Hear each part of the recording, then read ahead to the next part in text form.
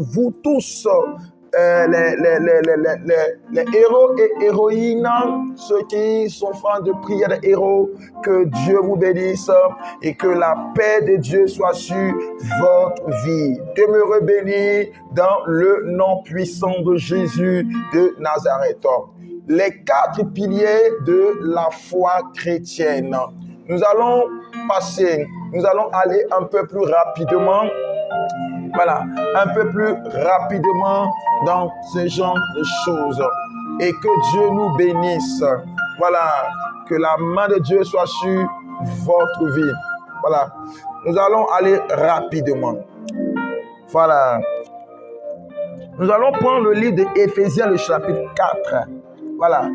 Éphésiens, le chapitre 4 est notre verset, est notre passage de base. Voilà, Éphésiens, le chapitre 4. Voilà, Éphésiens, le chapitre 4. Voilà, voilà. Nous allons prendre ce passage, on va lire. Voilà. Éphésiens, le chapitre 4. Voilà. Voilà, 1 minute qu'on cherche rapidement. Voilà. 1 minute qu'on cherche rapidement. Éphésiens, le chapitre 4. Oh Jésus. Merci Saint-Esprit de Dieu.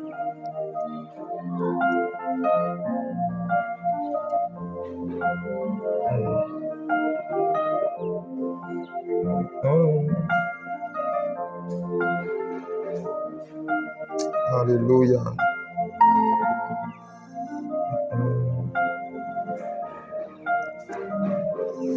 Merci Jésus.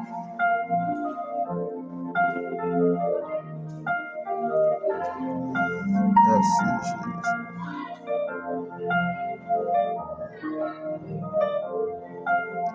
Merci Jésus.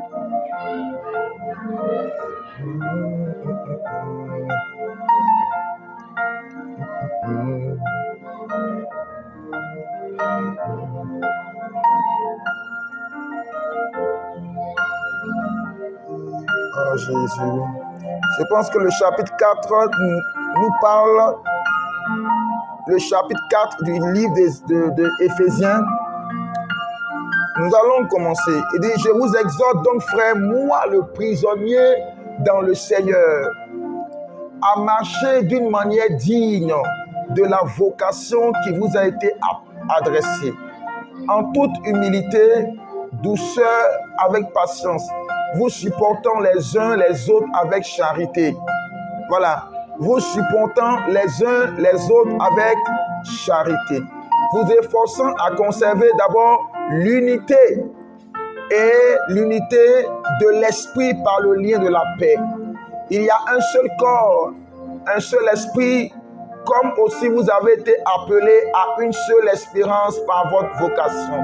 Il y a un seul Seigneur, une seule foi, un seul baptême, un seul Dieu et Père de tous, qui est au-dessus de tous et parmi tous et en tous. Mais chacun de nous, à la grâce, a été donné selon la mesure du don de Christ. Amen. Voilà, on va s'arrêter là. Voilà, on va s'arrêter là. Voilà.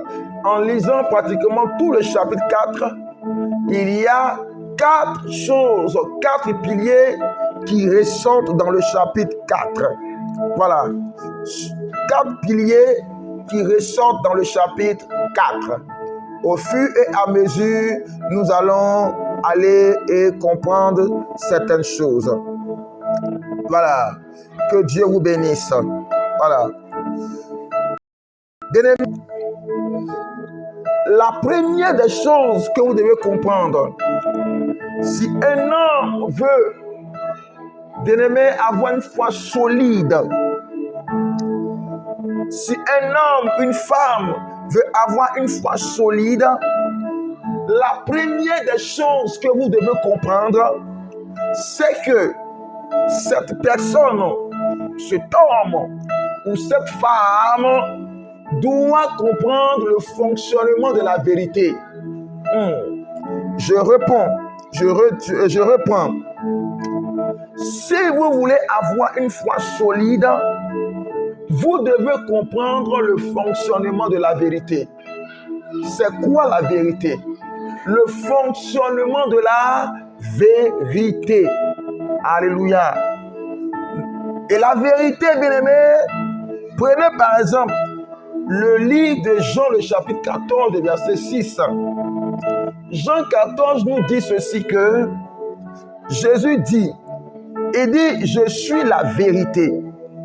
Voilà, je suis le chemin, la vérité et la vie. Jean le chapitre 14. Il dit, je suis le chemin, la vérité et la vie. Mais c'est quoi la vérité? Bien-aimé, la vérité, ce n'est pas un concept. La vérité, ce n'est pas des paroles qu'on dit à quelqu'un, puis non, c'est juste ou c'est faux. La vérité, bien-aimé, ce n'est pas une manière de vivre. La vérité, ce n'est pas un concept philosophique. La vérité, ce n'est pas une manière de vivre. La vérité, bien-aimé, c'est une personne. Est-ce que vous m'entendez? Je dis, la vérité, c'est une personne. Tu dois comprendre une seule chose.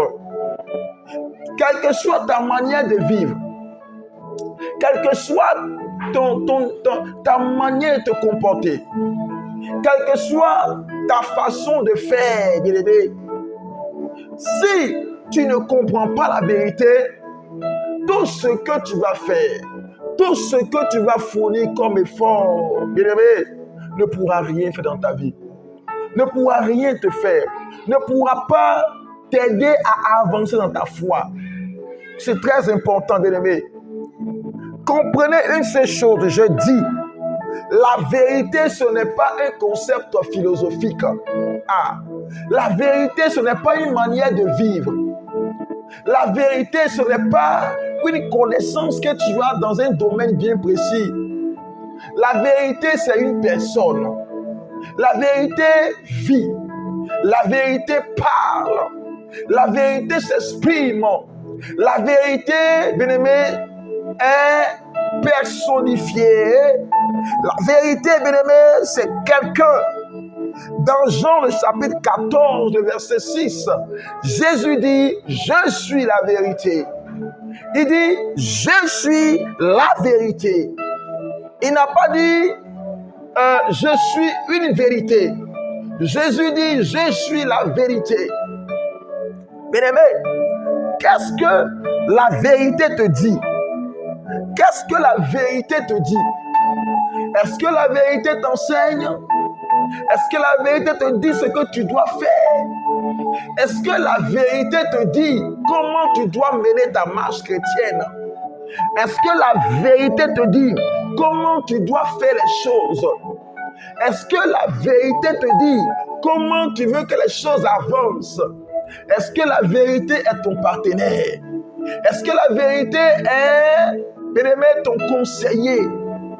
Est-ce que la vérité est ton aide dans les difficultés? Est-ce que la vérité, bien-aimé, te donne le courage d'avancer quelles que soient les difficultés? Est-ce que la vérité est ainsi? C'est très important, bien-aimé. C'est très important. Alléluia. C'est très important. Et si je voudrais simplement te dire une seule chose, le fonctionnement de la vérité, c'est quoi?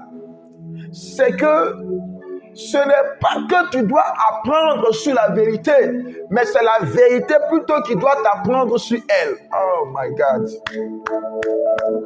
Je dis, ce n'est pas à toi d'apprendre sur la vérité, mais c'est la vérité qui doit t'apprendre sur elle. La seule chose que la vérité veut, c'est que tu acceptes qu'elle soit ton partenaire, qu'elle te dirige, qu'elle soit ton conseiller, c'est tout. C'est tout, bien-aimé. Alléluia. Est-ce que vous m'entendez? Je dis, je reprends. Je dis, la vérité n'a pas besoin que tu apprennes sur elle. Parce que si tu veux apprendre sur la vérité, tu ne pourras pas. Tu ne pourras pas. C'est la vérité elle-même qui doit t'apprendre sur elle. Et pour que tu puisses mieux apprendre sur elle, laisse-la devenir ton partenaire. Laisse-la devenir ton conseiller. Laisse-la devenir ton meilleur ami. Oh, laisse-la t'accompagner dans tout ce que tu fais. Laisse-la diriger ta vie. Laisse-la donner des instructions à ton mariage. Laisse la vérité donner des instructions à ton projet. Laisse la vérité donner des instructions à ta vie spirituelle. Laisse la vérité conduire les choses de ta vie. Laisse la vérité prendre tes projets en main, bien-aimé. C'est très important. C'est très important, bien-aimé. Les gens veulent apprendre sur la vérité. Regardez un peu. Les gens veulent apprendre. Oh, c'est qui la vérité? La vérité, c'est qui? La vérité, c'est qui? La vérité, c'est qui? Pilate même regarde Jésus. Il ne comprend rien. Il dit lui-même qu'il est qui au juste? Qui il est au juste? Qui il est? Il est complètement bouleversé devant la présence de la vérité. Bien-aimé, laisse la vérité, bien-aimé, prendre le contrôle des domaines de ta vie et tu pourras mieux apprendre sur elle. Tu sauras qui elle est au juste. Je reprends, je dis, la vérité, ce n'est pas un concept. La vérité, selon la parole de Dieu, ce n'est pas un concept. La vérité, ce n'est pas, bien-aimé, une idéologie. La vérité, ce n'est pas une manière de vivre. La vérité, c'est une personne. La vérité, c'est une personne. Je reprends. La vérité, c'est une personne. Ce n'est pas un concept. Ce n'est pas une manière de vivre. La plupart des personnes croient que la vérité, c'est un concept. La plupart des personnes croient que la vérité, c'est une manière de vivre. Non. Non. Ce n'est pas une manière de vivre. Ce n'est pas une manière de vivre. Bien-aimé. Alléluia. Ce n'est pas une manière de vivre. Non, et non, et non. Non, bien-aimé. Alléluia. Et si tu es béni, bien-aimé, par cet enseignement, alors que Dieu te bénisse, bien-aimé, et qu'il te donne encore la compréhension de comprendre certaines choses par la grâce de Dieu, c'est très important, bien-aimé. C'est très important, bien-aimé. Je reprends et je dis, Jésus dit dans Jean 14, le verset 6, il dit, je suis la vérité, le chemin, la vérité et la vie. Il y a la vérité qui est dedans. Laisse la vérité polir ta vie. Laisse la vérité essuyer tes larmes. Quand tu es trahi par quelqu'un, laisse la vérité essuyer tes larmes. Non, ne prends pas une décision qui va te donner une autre vérité. Laisse la vérité, bien-aimé, conduire. Jésus dit, il est la vérité. Bien-aimé, ton pasteur n'est pas la vérité.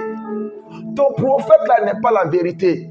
J'entends souvent certains prophètes, quand ils sont en train de parler, non, fais attention à l'homme de Dieu là. Fais attention à tel homme de Dieu. Fais attention à telle personne. Non, fais attention aux hommes de Dieu.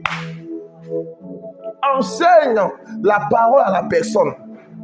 Si la personne est enseignée, que la personne sait ce qu'elle doit faire, elle saura faire attention. Elle saura faire attention. Elle saura faire attention. Tu dis à la personne, fais attention à tel prophète là. Fais attention aux serviteurs de Dieu que tu contactes là. Fais attention à eux. Mais c'est dans quel but tu dis ça? C'est dans quel but? Ou bien c'est toi qui as la vérité, toi seul, ou c'est quoi? Ou c'est toi seul qui as la vérité? Parce que j'entends ces choses. J'entends cela à chaque fois. J'entends cela. Est-ce que c'est toi seul qui as la vérité? Non. Si la personne, peut-être que tu suis, te dit, l'homme de Dieu m'a dit de faire telle chose. d'aller prendre peut-être un animal que je vais égorger, je vais prendre son sang. Là, tu peux lui dire non. La pratique que cet homme de Dieu veut faire, cette pratique-là n'est pas bonne du tout. C'est tout. La personne seule, ce que je voulais faire là, c'est pas bon à la lumière de la parole de Dieu. Enseignons les gens dans la parole et non de se méfier des gens à gauche, à droite. Quelqu'un qui est dans la parole, qui enseignait, tu n'auras même pas besoin même de lui dire de faire telle chose. Non, tu n'auras pas besoin. Parce que tu vas lui dire, méfie-toi de tel homme de Dieu pour que la personne soit à toi, pour que tu puisses peut-être demander des offrandes ou quoi, je ne sais pas.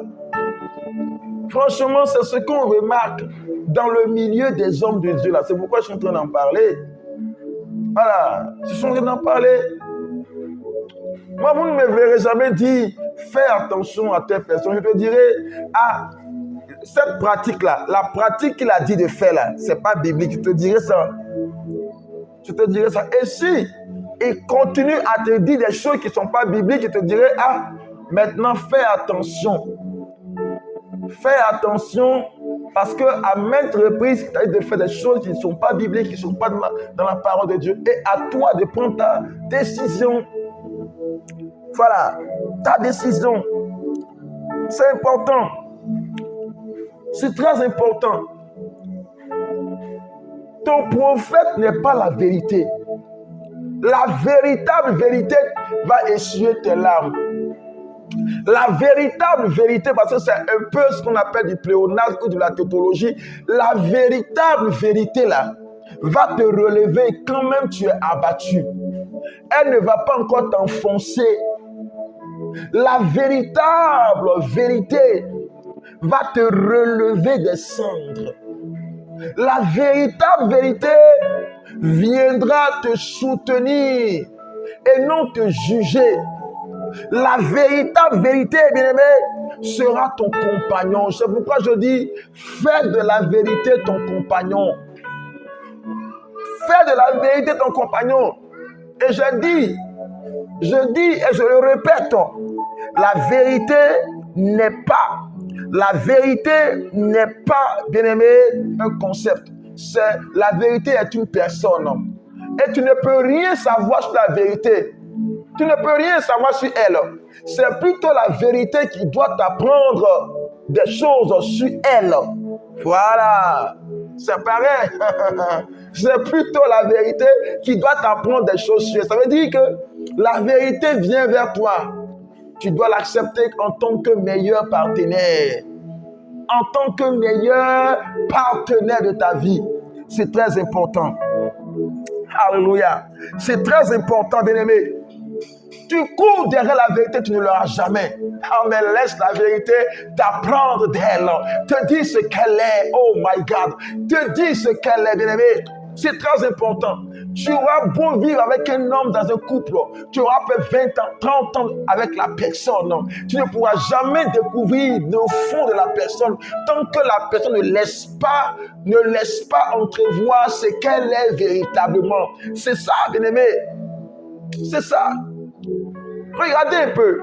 Les scientifiques ont tellement essayé de découvrir le ciel, découvrir les étoiles, découvrir telle chose. On dit il y a 9 planètes dans la constellation du système solaire. Après, on dit non, il y a plusieurs galaxies. Il y a la galaxie de temps. La galaxie de temps. Après, on dit, la NASA a découvert. On dit non, on veut lancer la fusée. On dit Apollos est parti. On dit la fusée Ariane est partie. On dit non, les Chinois ont lancé leur fusée parce qu'ils ont découvert. Vous voyez, c'est comme ça quand on court derrière la vérité. On est là souvent, vous voyez, on apprend souvent à l'école, on dit ceci que la philosophie, c'est l'amour de la sagesse.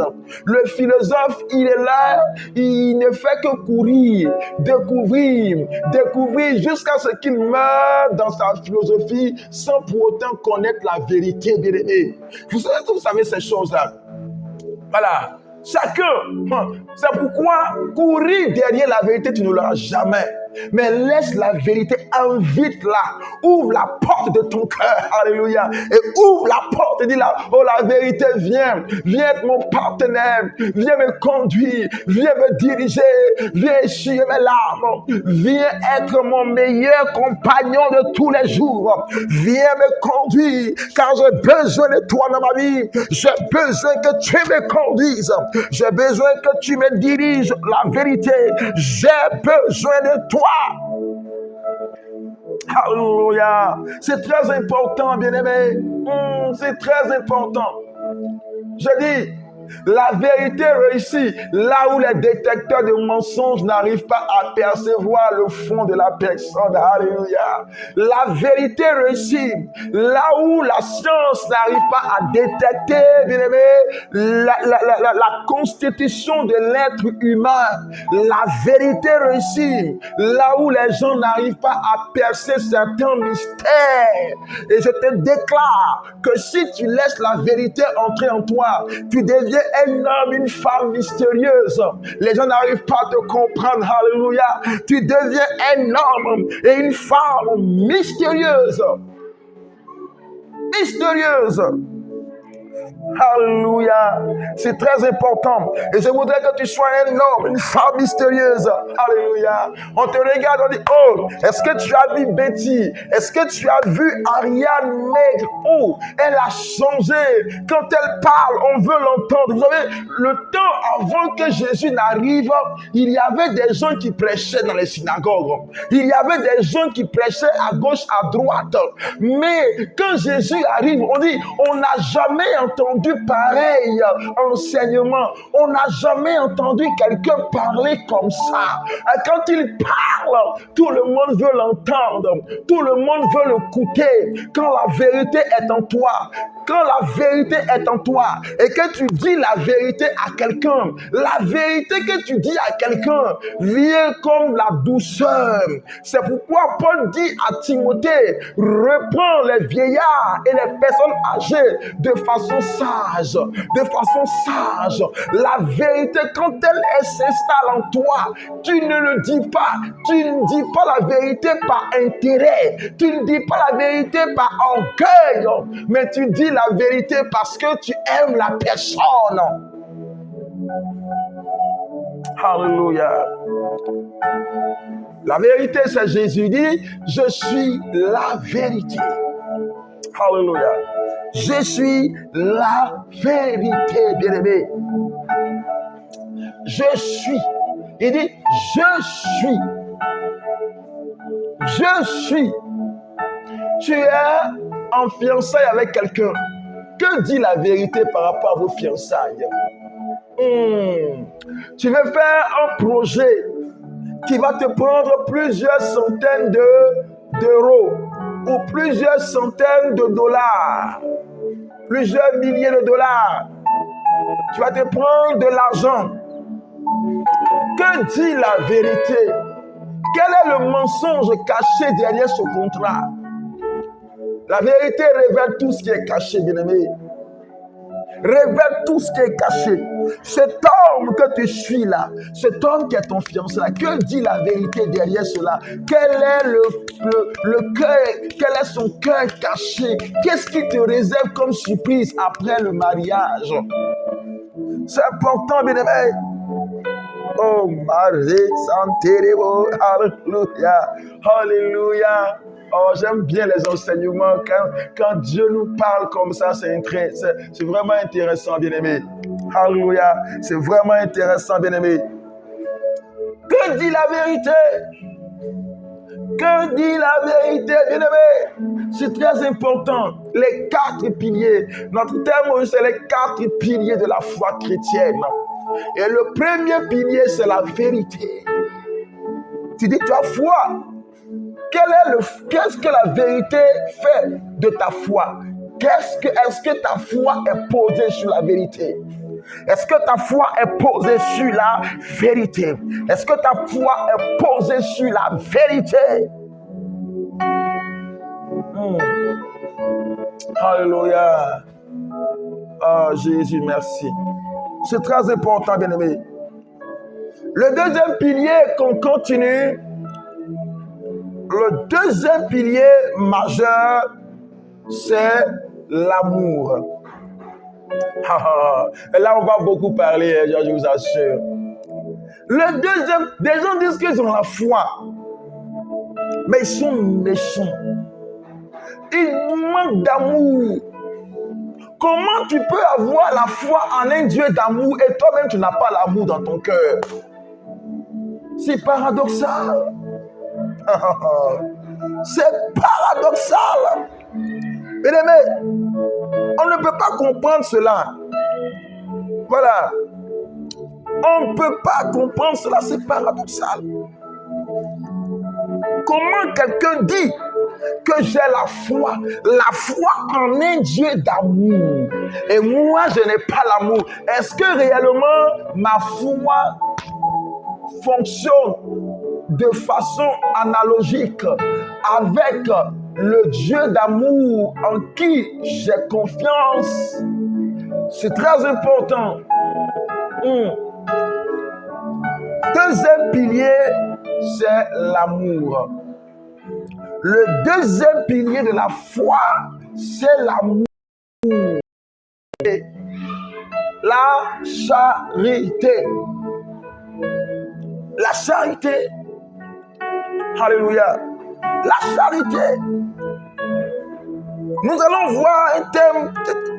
Nous allons voir un passage sur la charité. La charité dans le livre de 1 Corinthiens. 1 Corinthiens, le chapitre 14. Le chapitre 14. Écoutez-moi très bien. La parole nous dit, recherchez la charité. Voilà. Recherchez la charité, le verset 1. Recherchez la charité, aspirez aux dons spirituels, mais surtout à ceux de la prophétie. Ok. On va aller au chapitre 11. Voilà. Le chapitre 11. Alléluia. Oh Jésus.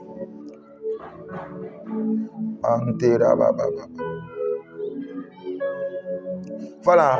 Le chapitre 13. Voilà. Plutôt le chapitre 13. Écoutez-moi très bien, partagez le direct s'il vous plaît, partagez le direct s'il vous plaît. Voilà, c'est tout ce que je demande. Cette offrande de partage, faites-le maintenant au nom de Jésus. Quel que soit là où tu es, donne-moi une offrande de partage s'il te plaît. Une offrande de partage, c'est tout ce que je demande. Voilà. La parole nous dit, 1 Corinthiens chapitre 13, le verset 1, il dit, quand je parlerai les langues des hommes et des anges, si je n'ai pas la charité, dans d'autres versions, il dit, si je n'ai pas l'amour.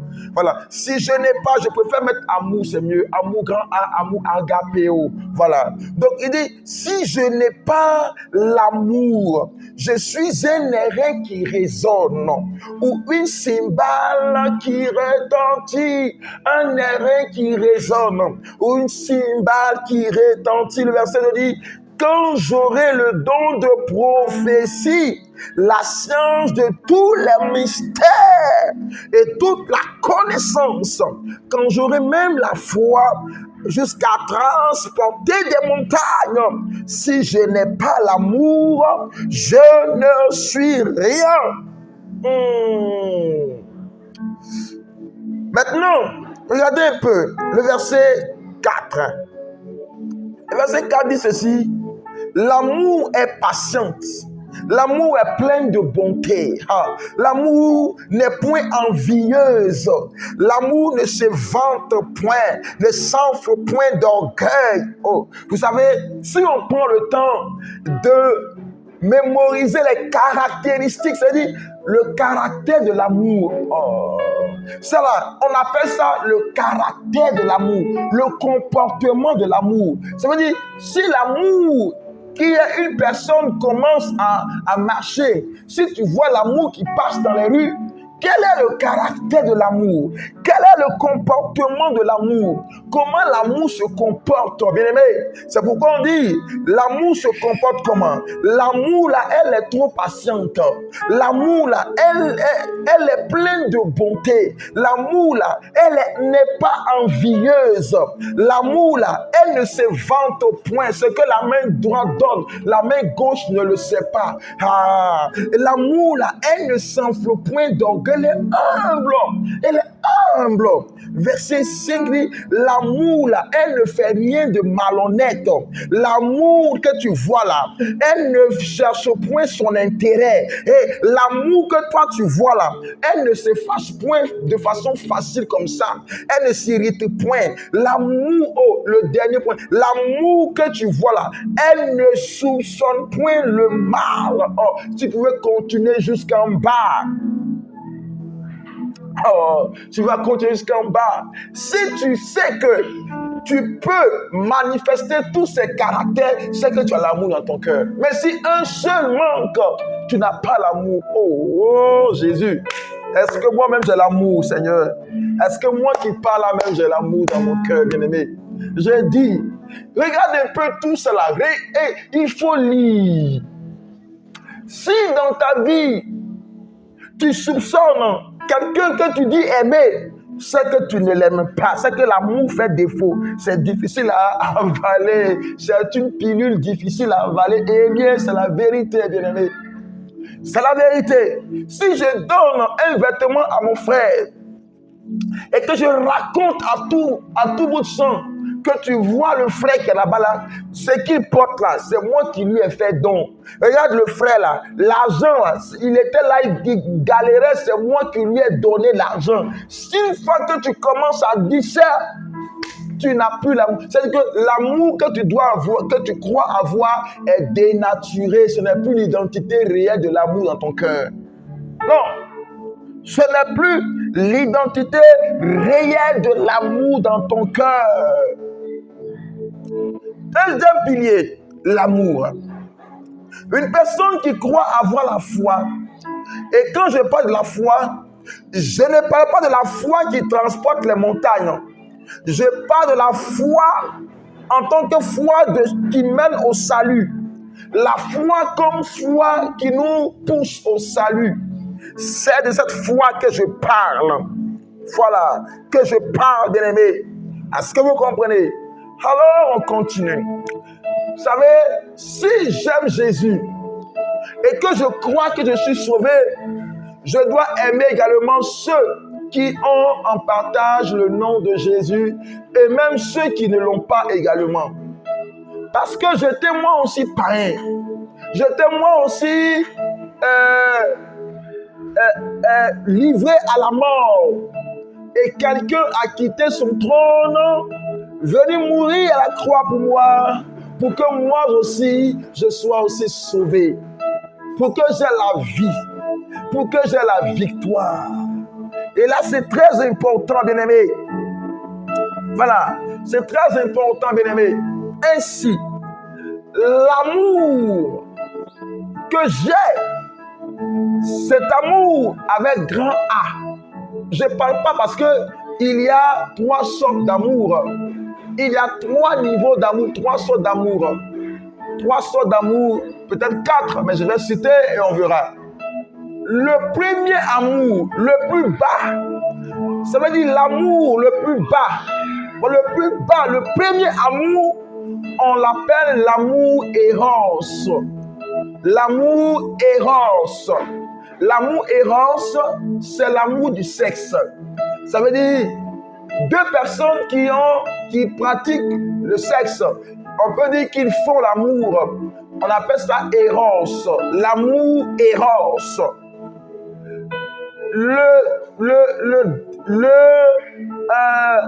L'avant-dernier niveau de l'amour, voilà, l'avant-dernier niveau de l'amour est appelé l'amour filial ou l'amour filéo. Voilà, filial ou filéo. Ça veut dire clairement que l'amour filial, c'est l'amour qui me lie à ma famille. qui me lie à mon frère, qui me lie à ma soeur ou même à un ami. Philéo veut dire fraternel, l'amour filial, l'amour qui m'affilie à quelqu'un. Voilà. Donc, l'amour filial ou philéo en latin ou grec, si vous voulez ici. Voilà. Après cela, il y a ce qu'on appelle l'amour agapé. On dit agapé ou agapéo. Donc, l'amour agapéo, c'est l'amour véritable au grand A. Le grand A qui est sans intérêt. C'est un amour désintéressé. Un amour qui se manifeste sans vouloir avoir quelque chose en retour. C'est ça l'amour agapéo. L'amour agapéo englobe tous les types d'amour. L'amour agapéo est un amour qui déploie ses ailes comme un aigle et qui couvre tout. C'est ça l'amour agapéo. Et c'est l'amour agapéo que Jésus-Christ a manifesté lorsqu'il est venu donner sa vie pour l'humanité. C'est ça l'amour agapéo. Donc l'amour agapé ou agapéo, vous devez manifester cet amour-là. C'est ça, c'est cet amour-là que Dieu nous appelle à manifester. L'agapéo ou l'agapé, bien sûr. Alléluia. Ainsi, bien-aimés, Dieu nous donne de posséder cela. Deuxième pilier qui est l'amour.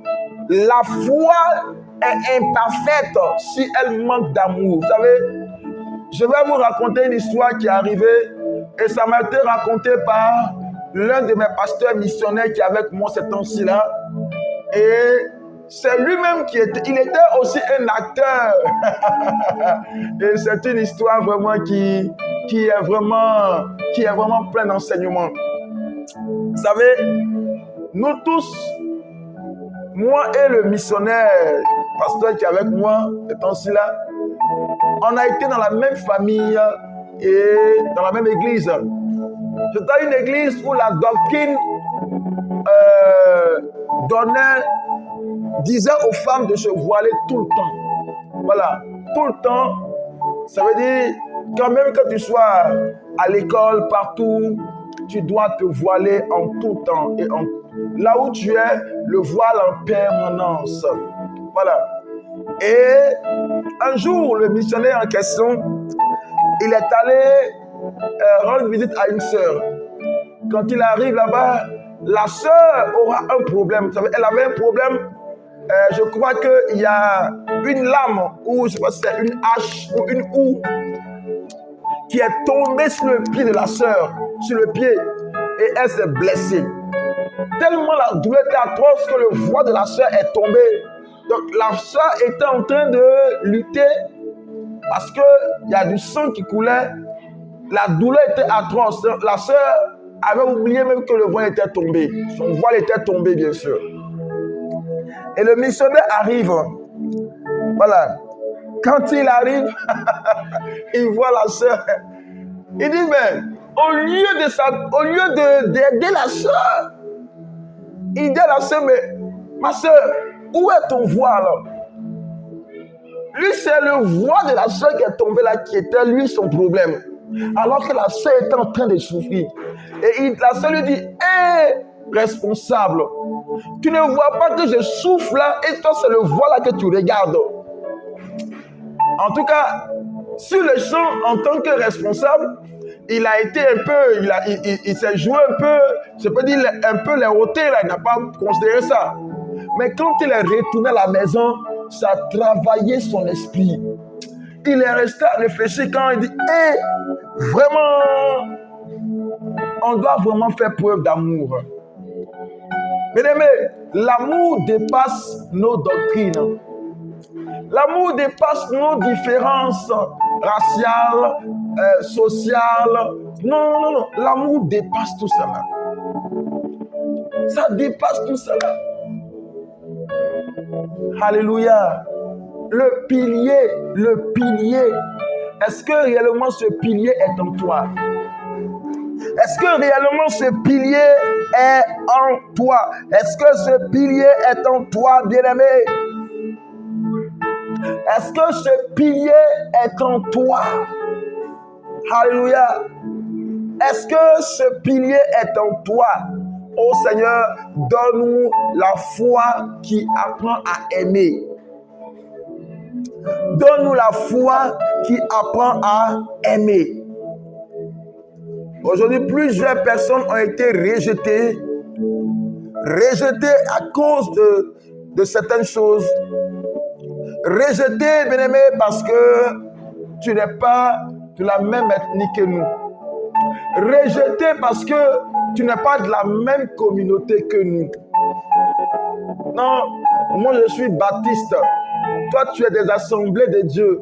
Toi, tu es de l'église presbytérienne. Toi, tu es de l'église protestante, méthodiste. Je ne sais pas. Toi, tu es de l'église catholique. Toi, tu es de tel. Et aujourd'hui, à cause de cette... Quand même. Alléluia. Que Dieu nous bénisse. Voilà, c'est important. C'est important, bien aimé. Troisième pilier majeur de la foi. Troisième pilier, ce qu'on a pris pour l'amour. L'amour, on a pris 1 Corinthiens chapitre 11. Aussi, Éphésiens 4, le verset 2. Voilà, pour ceux qui veulent également noter. Voilà. Maintenant, 3, l'unité. L'unité. Troisième pilier majeur, c'est l'unité. L'unité. Je dis bien, troisième pilier majeur, c'est l'unité. L'unité. Alléluia. Bien-aimés, est-ce que réellement nous marchons dans l'unité? C'est quoi l'unité? L'unité est le troisième pilier de la foi chrétienne. Mais il reste indissociable des deux premiers, car il n'y a pas car s'il n'y a pas d'unité, il n'y a pas d'amour. S'il n'y a pas de vérité, il n'y a pas d'unité. L'unité, c'est être un dans une vision. L'unité, c'est être un dans une pensée. L'unité, c'est être un dans la façon de faire les choses. L'unité, bien-aimé, l'unité, c'est ne pas avoir des pensées divergentes les uns les autres. Parce que Jésus a dit, je suis dans le Père et le Père est en moi. Donc Christ, Jésus et le Père faisaient un. Il faisait un. Il faisait un. L'unité, ceux qui pratiquent l'unité sont des personnes qui sont loyales, des personnes qui sont loyales. C'est des hommes loyaux, bien-aimés. C'est important. Est-ce que vous êtes des femmes loyales? Vous êtes des hommes loyaux, bien-aimés? Parce que si tu es un avec ton pasteur, tu ne vas pas le trahir. Tu es un avec ton mari, ton épouse, tu ne le trahiras pas. L'unité d'esprit. L'unité d'esprit. On peut avoir des doctrines divergentes, mais on est d'accord sur l'unité en Christ. C'est ce qui est important, bien-aimé. Alléluia. C'est ce qui est important. C'est ce qui est important. On peut avoir des divergences sur telle, peut-être la manière de donner ou de faire tel chemin. On sait très bien que Jésus est le Sauveur, il est le Seigneur, il est le Maître, il est le Dieu fait chair. Moi, on est d'accord dessus. C'est ça l'unité, bien-aimé. L'unité va au-delà de nos divergences. Un d'esprit. Un d'esprit. Un d'esprit. C'est important, bien-aimé. C'est important. Vous savez, celui qui n'est pas... C'est pourquoi, tout à l'heure, dans mes développements, j'ai dit clairement que s'il n'y a pas d'unité, il n'y a pas d'amour. Non, ce n'est pas possible. Voyez que ça se suit. Il y a des liens, ça se suit.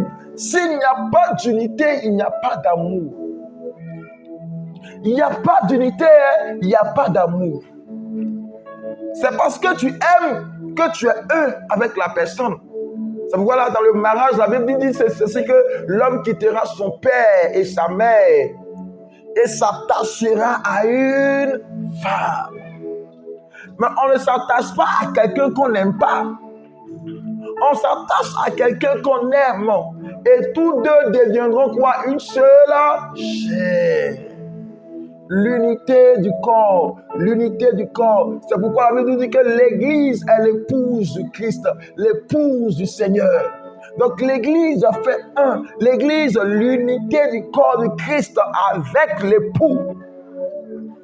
Avec l'époux. Avec l'époux. C'est très important, bien aimé. Avec l'époux. La plupart des gens aujourd'hui, c'est pourquoi la parole nous dit dans les derniers temps, il y aura des gens qui seront déloyaux. Des personnes déloyales. Donc, vous comprenez cela? Être déloyaux ou déloyal, c'est vraiment des comportements des personnes qui n'ont jamais été unies avec la pensée de l'Église. Quelqu'un peut faire semblant d'être avec toi, alors que dans son cœur, il creuse. Et là, je parle peut-être sans doute à une femme. Tu as été avec quelqu'un, tu pensais que vous étiez vraiment unis. Et tu as vu, il a creusé, il a manigancé des choses. Et tu t'es rendu compte réellement de qui était cette personne qui a fait des choses terribles dans ta vie aujourd'hui. Et ta situation est celle, maintenant, tu n'arrives pas à comprendre. Tu n'arrives pas à comprendre, bien-aimé. Et tu n'arrives pas à comprendre. Alléluia. C'est très important, bien-aimé. C'est très important. Qui est-ce qui a creusé en bas de toi ou sous toi? Aujourd'hui, tu n'arrives pas à te lever. L'unité d'esprit. L'unité d'esprit. Celui qui n'est pas un avec toi t'abandonnera tôt ou tard. Ça, c'est clair. Ah, moi, j'ai un problème. J'aime pas des personnes déloyales. Ah, j'aime pas ça. J'aime pas ça. J'ai la démangeaison de ces personnes-là. Une personne qui est déloyale, tu n'es pas loyal là. Franchement, c'est quelque chose que j'aime pas dans ma vie. C'est que tu es là, la personne va te trahir. C'est une attitude que je ne supporte pas, que je n'arrive pas à supporter. Je demande à Dieu de m'aider à supporter ça. Parce que c'est trop. Parce que comment j'aime, je donne tout je donne tout. Je fais tout pour la personne. Donc remarquez, quand la personne te trahit et qu'elle devient déloyale envers toi, la chute, la blessure est grave dans le cœur. Et plusieurs personnes sont passées par là. Plusieurs personnes sont passées par là. Plusieurs personnes sont passées par là. Et à cause de cette situation, quelqu'un t'a payé le billet. Tu es parti, le billet d'avion, t'as logé, arrivé là-bas pour avoir les papiers. Tu sais comment les gens souffrent. Mais toi, la personne a tout fait, tu as eu les papiers.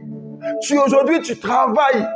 Et c'est là que tu vas montrer à la personne qu'elle n'aurait pas dû te faire quitter ton ghetto là pour t'emmener dans un palais, dans un pays où aujourd'hui tu peux toucher peut-être le triple, le quadruple ou même le centuple de ce que tu touchais dans ton pays d'origine.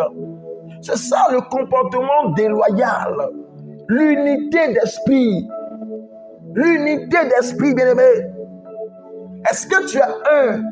Est-ce que tu épouses, bien-aimé, les qualités et la vision de la personne? C'est important, bien-aimé. C'est important, bien-aimé. Et je voudrais simplement te dire ces choses. Si véritablement tu sais ce que c'est l'unité d'esprit, je crois que Dieu va t'élever encore plus davantage. Il va encore te lever, il va encore te rendre grand.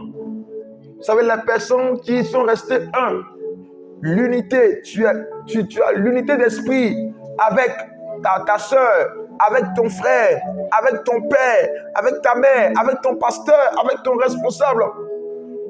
Dieu bénit ce genre de personnes. Dieu bénit ce genre de personnes, bien-aimés. Dieu bénit ce genre de personnes. Regardez, quand Jésus était là, il est 12 apôtres. Il y avait une seule personne qui n'était pas en unité d'esprit avec les autres. C'était Judas. C'était lui seul. Mais vous avez vu que cela s'est manifesté plus tard. L'unité d'esprit que Judas n'avait pas, ça s'est manifesté plus tard. Ça s'est manifesté plus tard.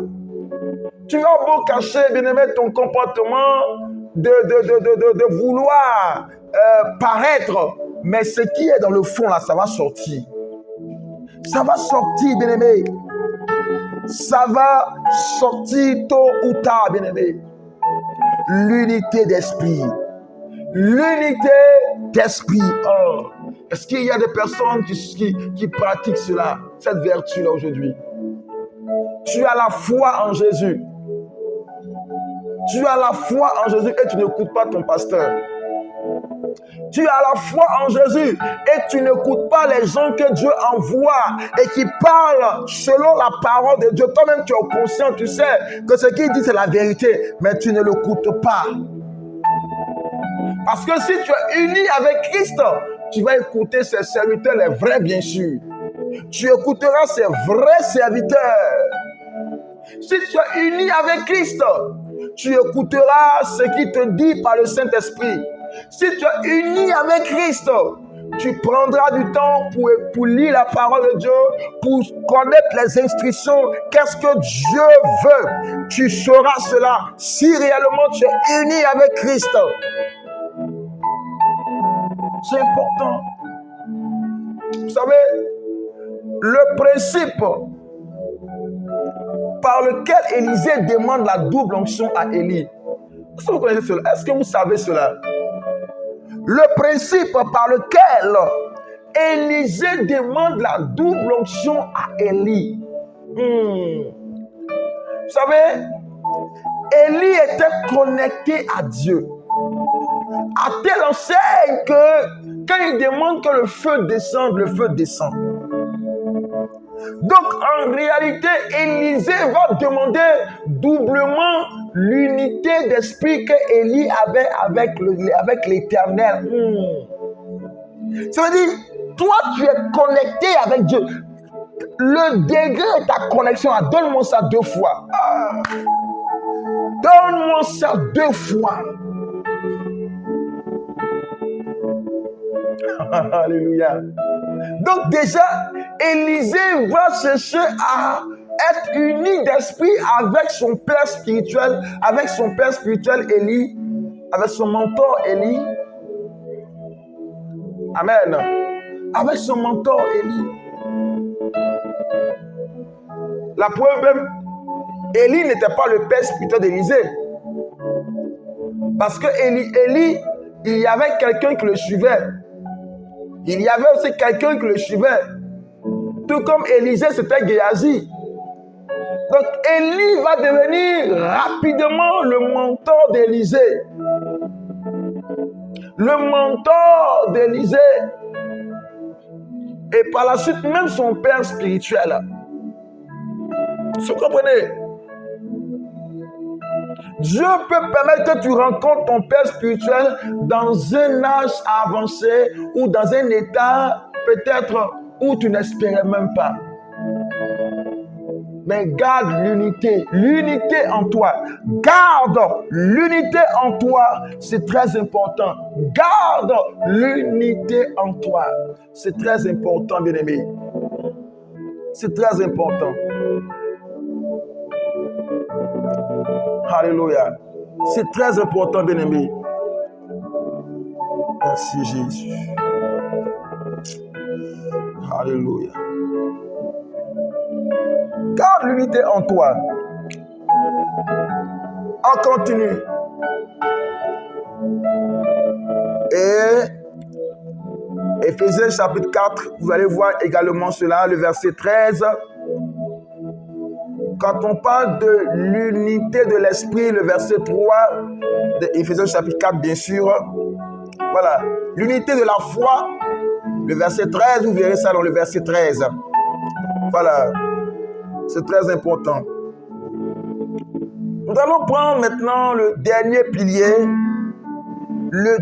pilier qui doit nous aider maintenant à avancer. Le dernier pilier. Alléluia. Le dernier pilier. Ah, merci Jésus. Le dernier pilier.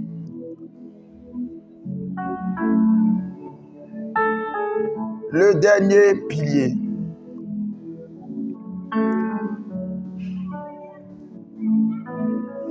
Le dernier pilier. Ok, on y va maintenant. On y va. Le dernier pilier de la foi. Non, Marie-Aline, ce n'est pas la force, je ne sais pas. Mais le dernier pilier de la foi, c'est la sanctification. La sanctification. Alléluia. La sanctification. Bien-aimés, il y a des personnes qui croient qu'elles ont la foi alors qu'elles vivent contrairement aux injonctions de la foi. C'est-à-dire, tu vis contrairement aux pratiques de la foi. Tu n'as pas la foi. Voilà, tu n'as pas la foi. C'est très important. Tu n'as pas la foi. Si réellement tu as la foi, alors tu vivras selon les injonctions de la foi, selon les pratiques de la foi. Qu'est-ce que la foi dit? Qu'est-ce que la foi dit? C'est très important. Qu'est-ce que la foi dit? Si réellement j'ai la foi, qu'est-ce que la foi dit? Alors, comment je dois vivre? Si je vis autrement, la foi que je crois avoir est un mensonge. Je me mens en moi-même. Alors, c'est un mensonge, mes amis. Alléluia.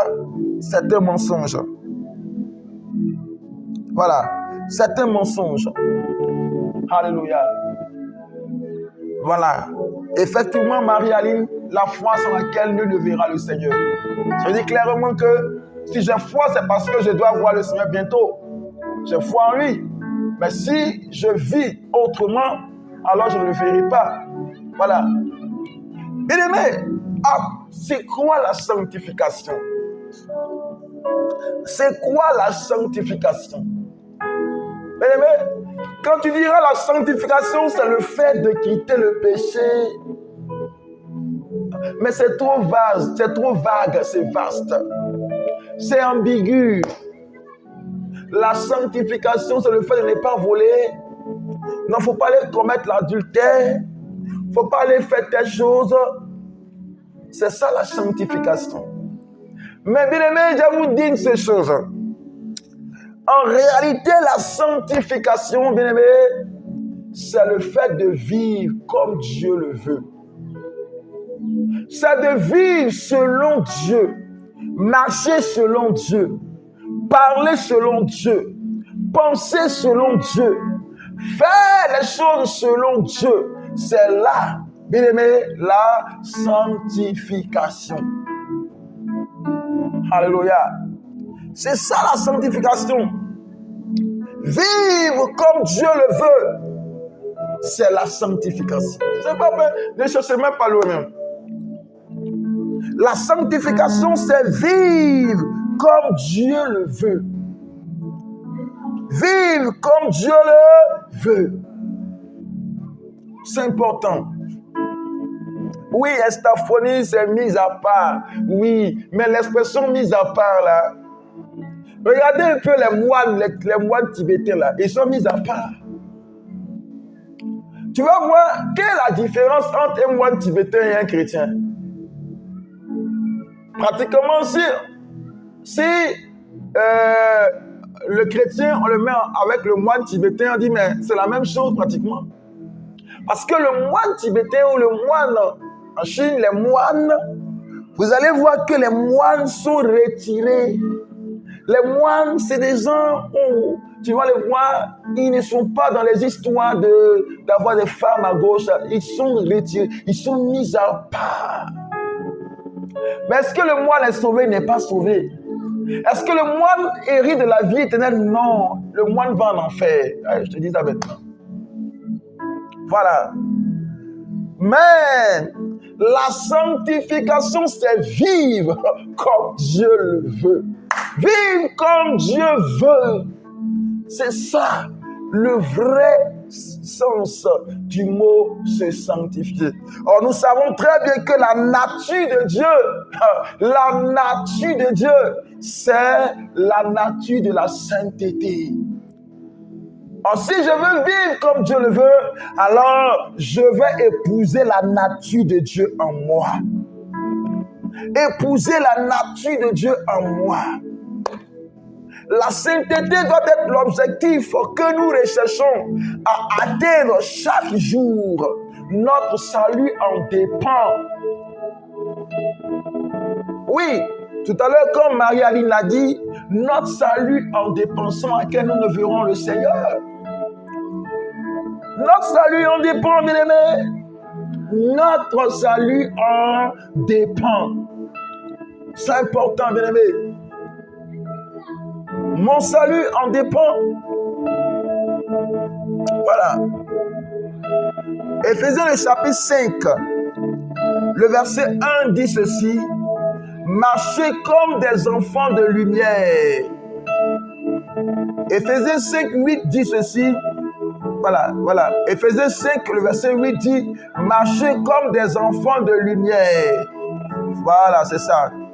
Voilà. Et Éphésiens le chapitre 5, le verset 1 dit devenez les imitateurs de Dieu comme des enfants bien-aimés et marchez dans la charité. Voilà, parlez un peu. Voilà. Donc si j'imite Dieu, si je suis imitateur de Dieu, alors ce que Dieu fait, je fais.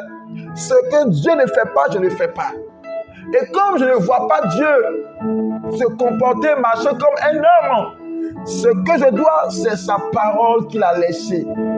Que dit le Seigneur dans sa parole? Que dit le Seigneur dans sa parole? Que dit Dieu dans sa parole? Qu'est-ce qu'il dit dans sa parole? Alléluia.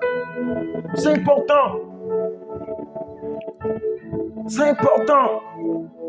Non, Dieu ne regarde. Non. Donc il y a des choses que Dieu ne regarde pas. Dieu regarde le cœur. Dieu regarde le cœur. Bien-aimés, il y a deux niveaux de sanctification. Il y a la sanctification corporelle et la sanctification de l'âme ou du cœur. Je dis, il y a deux niveaux de sanctification. Il y a la sanctification corporelle et la sanctification de l'âme ou du cœur. La sanctification, et ça Jésus a parlé lorsque il était avec les disciples. Les gens disaient, oh Seigneur, tes disciples mangent et ils ne se lavent pas les mains. Jésus va leur dire que ce n'est pas ce qui entre qui souille, mais plutôt ce qui sort qui souille. C'est ce qui sort qui souille. Car c'est du cœur que sortent les meurtres, les adultères, les impuretés, les viols, et c'est du cœur. C'est du cœur. Un jour, lorsque mon père spirituel prêchait, il a dit une parole qui est restée dans ma tête. Il a dit ceci, si toi-même dans ta chambre, tu portes un vêtement, et ce vêtement que tu portes là, tu ne peux pas porter ce vêtement pour venir à l'église, et que tu portes ce vêtement pour sortir, alors ta conscience t'a déjà jugé. Pourquoi ce que tu portes là, tu ne peux pas venir avec ça à l'église, et puis tu sors avec ça, te promener dans les rues avec ça. Ça veut dire que ta conscience t'a déjà jugé. On n'a pas besoin de te dire cela. Ah, si en portant une jupe qui peut-être arrive, une jupe tellement courte que tu n'arrives pas à t'abaisser, tu dis non, ça là, non, ce n'est pas pour l'église. Et que ça doit aller dehors et non à l'église, alors toi-même déjà, ta conscience t'a déjà jugé. C'est tout. Le chrétien n'a pas un vêtement pour l'église et un vêtement pour les rues. Non, non, non.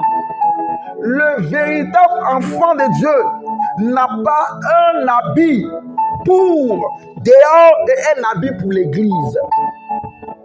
Si tu as un habit dehors et un habit pour l'église, alors il y a deux personnes, il y a deux personnalités en toi.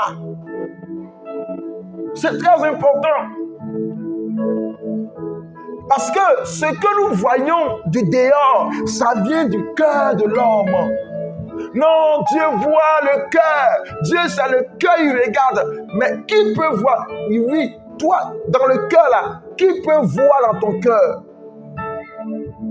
C'est parce que ton cœur veut s'habiller en habit qui va faire montrer tes rondeurs que tu le fais. Que tu le fais.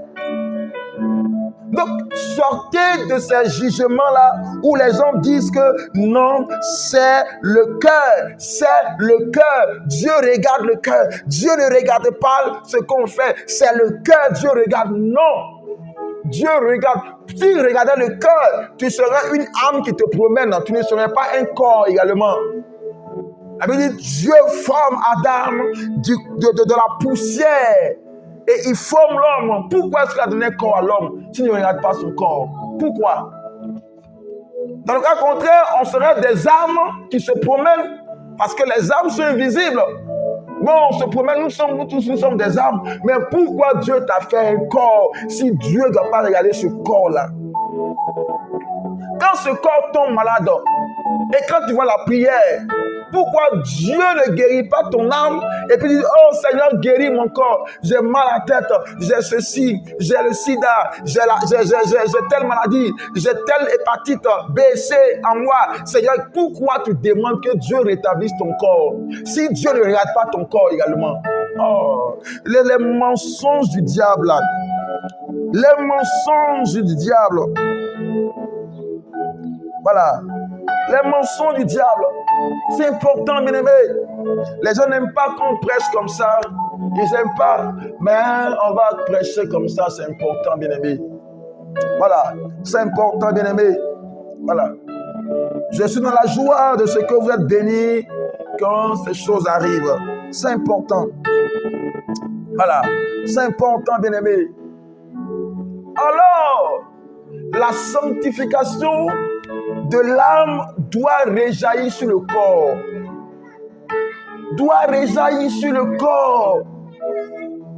Si mon intérieur est à l'image de Dieu, mon corps aussi sera à l'image de Dieu. C'est important. Mon corps sera à l'image de Dieu. C'est important, bien-aimé. Si mon intérieur est à l'image de Dieu, mon corps sera aussi à l'image de Dieu. Que Dieu, c'est important. Voilà.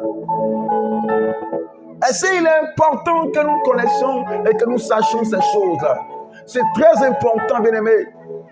C'est très important. Oh, je voudrais simplement que vous soyez bénis ce soir-là, bien-aimé. Que vous soyez bénis ce soir-là. Des chrétiens qui ont un langage dévergondé. Oh, la Bible nous dit que Dieu jugera chaque mot, chaque parole vaine qui sortiront de ta bouche. Des chrétiens qui ont, à chaque fois qu'ils ont des regards de convoitise. Parce que tu regardes d'autres, tu regardes une femme, tu regardes un homme, et ta situation n'évolue pas.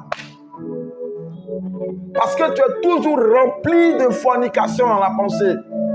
Jésus même allait plus loin pour dire, notre Seigneur allait plus loin pour dire ceci, que si un homme regarde une femme pour la convoiter, il a déjà commis un adultère avec elle dans son cœur. Dans son cœur. Dans son cœur, bien-aimé. Amen. C'est important. Vous savez, quand j'étais allé en ville aujourd'hui, je venais et j'ai emprunté un chemin. Quand j'ai emprunté un chemin, le chemin était restreint. Et il y avait une jeune fille qui venait. Donc, je me suis arrêté pour qu'elle passe.